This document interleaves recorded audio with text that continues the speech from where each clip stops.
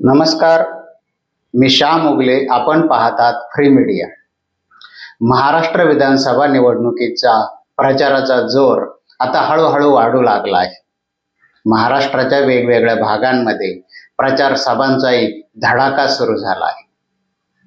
या पार्श्वभूमीवर आपण महाराष्ट्रामध्ये परिवर्तनाची कितपत संधी आहे किंवा राजकीय पक्षांनी दिलेल्या उमेदवारांवरून परिवर्तन होण्याची कितपत संधी मिळू शकते याविषयी चर्चा करणार आहोत.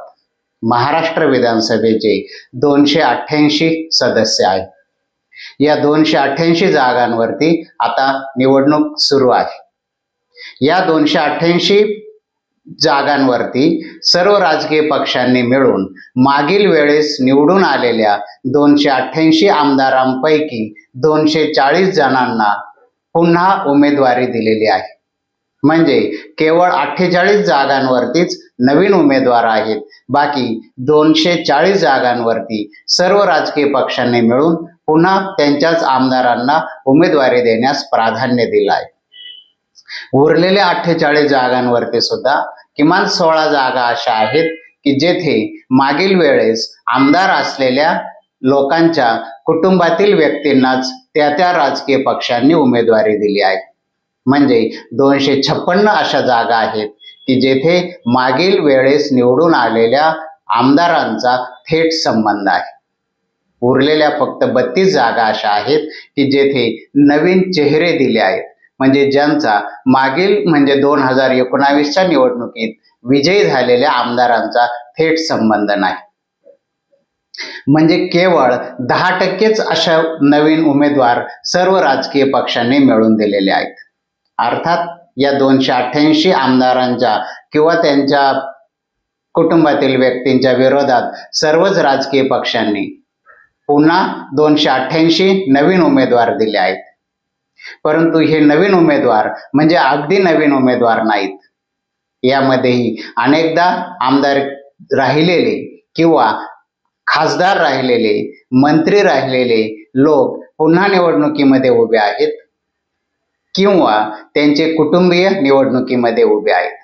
म्हणजे एकतर एका बाजूला 256 असे लोक आहेत की जे आमदार आहेत किंवा त्यांच्या कुटुंबातील लोक 2019 मध्ये आमदार होते असे एका बाजूला उमेदवार आहेत. आणि दुसऱ्या बाजूला जे पूर्वी माजी आमदार होते, मंत्री होते, खासदार होते ते किंवा त्यांच्या कुटुंबातील सदस्य त्यांच्या विरोधात निवडणूक लढवत आहेत.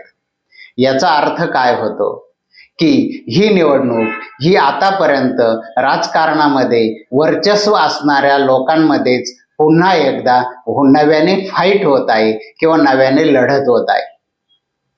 नवीन चेहऱ्यांना म्हणजे ज्यांनी यापूर्वी कधीही निवडणूक लढवली नाही किंवा ज्यांच्या कुटुंबातील यापूर्वी कुणीही आमदार, खासदार किंवा मंत्री नव्हतं असे केवळ 10%च्या आसपास उमेदवार आहेत. म्हणजे 90% लढत ही पूर्वीच्याच म्हणजे जुन्याच लढती आहेत. कदाचित त्यांचे पक्ष बदलले असतील परंतु चेहरे तेच आहेत असं या मतदारसंघांमध्ये दिसत आहे. यामुळे ज्या उमेदवारांना मागच्या निवडणुकांमध्ये कधीतरी आपण पराभूत केलेला आहे त्यांनाच पुन्हा निवडून द्यायचं हाच मतदारांसमोर पर्याय आहे.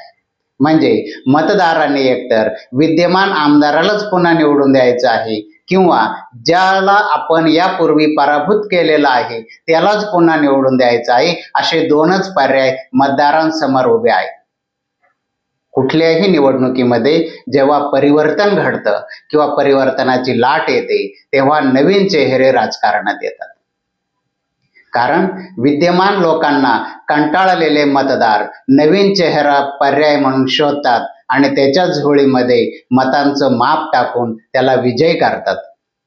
याला परिवर्तन म्हटलं जातं. पण महाराष्ट्रामध्ये आजी माजी आमदारांविरोधात आजी माजी आमदार अशी परिस्थिती आहे. केवळ 10% असे ठिकाणं आहेत की जिथे मतदारांना पर्याय निवडण्याची संधी आहे.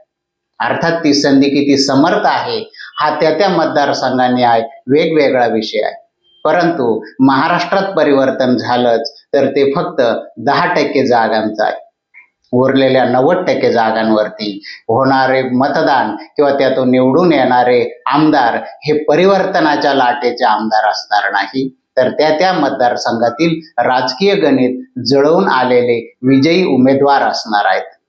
यासाठी आपण नाशिक जिल्ह्याचा जर विचार केला तर नाशिक जिल्ह्यातील 15 विधानसभा मतदारसंघांपैकी 8 मतदारसंघांमध्ये आजी माजी आमदार यांच्यातच लढत होत आहे. नाशिक मध्य या मतदारसंघामध्ये विद्यमान आमदार देवयानी फरांदे या भाजपकडून, तर माजी आमदार वसंत गीते हे शिवसेनेकडून, शिवसेना उभाठा या पक्षाकडून निवडणूक लढवत आहे. देवळाली विधानसभा मतदारसंघामध्ये विद्यमान आमदार सरोज आहिरे या राष्ट्रवादी काँग्रेसकडून, तर योगेश घोलप हे माजी आमदार शिवसेना उभाठा या पक्षाकडून निवडणूक लढवत आहे. इगतपुरी विधानसभा मतदारसंघामध्ये विद्यमान आमदार हिरामन खोसकर हे राष्ट्रवादी काँग्रेसकडून, माजी आमदार काशीनाथ मेंगाळ महाराष्ट्र नवनिर्माण सेनेकडून आणि माजी आमदार निर्मला गावित या अपक्ष असा हा 3 आजी माजी आमदारांमध्ये लढा होत आहे. निफाड विधानसभा मतदारसंघामध्ये विद्यमान आमदार दिलीपराव बनकर हे राष्ट्रवादी काँग्रेसकडून आणि माजी आमदार अनिल कदम हे शिवसेना उभाठा या पक्षाकडून निवडणूक लढवत आहे. चांदवड विधानसभा मतदारसंघात विद्यमान आमदार डॉक्टर राहुल आहेर त्यांच्या विरोधात काँग्रेसकडून माजी आमदार शिरीष कुमार कोतवाल निवडणूक लढवत आहे. बागलांमध्ये माजी आमदार दीपिका चव्हाण यांच्या विरोधात भाजपचे विद्यमान आमदार दिलीप बोरसे निवडणूक लढवत आहे. कळवणमध्ये नितीन पवार राष्ट्रवादीचे विद्यमान आमदार यांच्या विरोधात माकपचे माजी आमदार जे.पी. गावित निवडणूक लढवत आहे.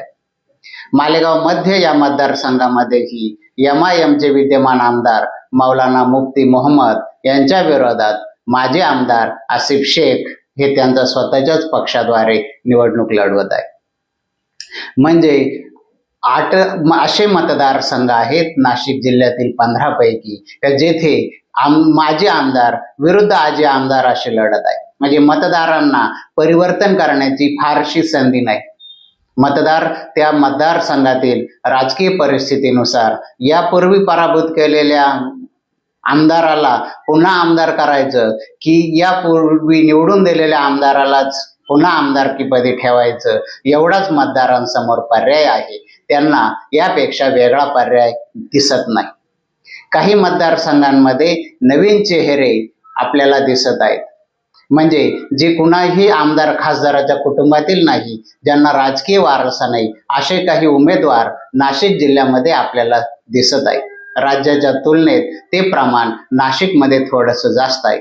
अर्थात याला कारणही असं आहे की राष्ट्रवादी काँग्रेस शरद पवार या पक्षाकडे माजी आमदार किंवा विद्यमान आमदार असे उमेदवार नव्हते, त्यामुळे त्यांच्यासमोर नवीन चेहरे देण्याशिवाय पर्याय नव्हता.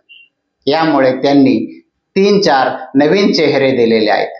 यामध्ये प्रामुख्यानं नाशिक पूर्व विधानसभा मतदारसंघातून गणेश गीते, सिन्नर विधानसभा मतदारसंघातून उदय सांगळे, येवला विधानसभा मतदारसंघातून माणिकराव शिंदे हे 3 चेहरे दिले आहेत.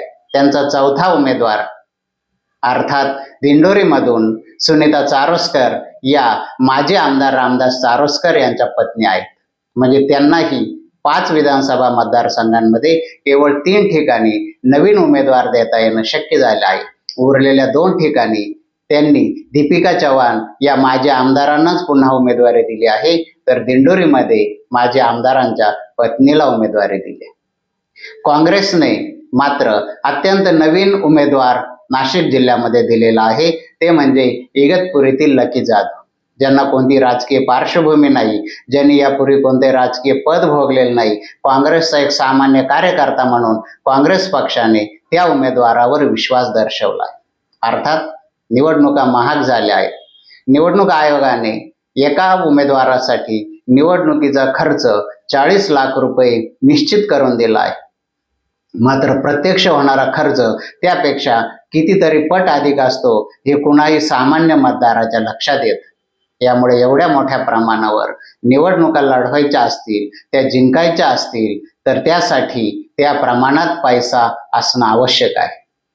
राजकारणात पैसा खर्च करण्यासाठी दोनच मार्गाने येतो. एकतर तुम्ही विद्यमान आमदार असाल, सत्तेत असाल, तर तुम्हाला राजकारणात खर्च करण्यासाठी पैसा मिळतो, किंवा राजकारणावर आधारित ठेकेदारी तुम्ही करत असाल तर त्या ठेकेदारीतून तुम्हाला तो पैसा मिळतो.